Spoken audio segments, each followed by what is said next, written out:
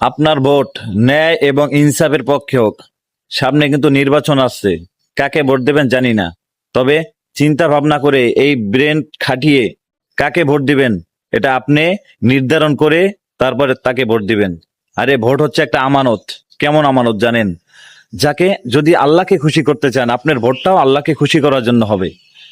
যাকে ভোট দিবেন সে যেন দুর্নীতি, রাহাজানি, ছিনতাই এগুলা না করে, মানুষকে কষ্ট না দেয়, তাকে ভোট দিবেন।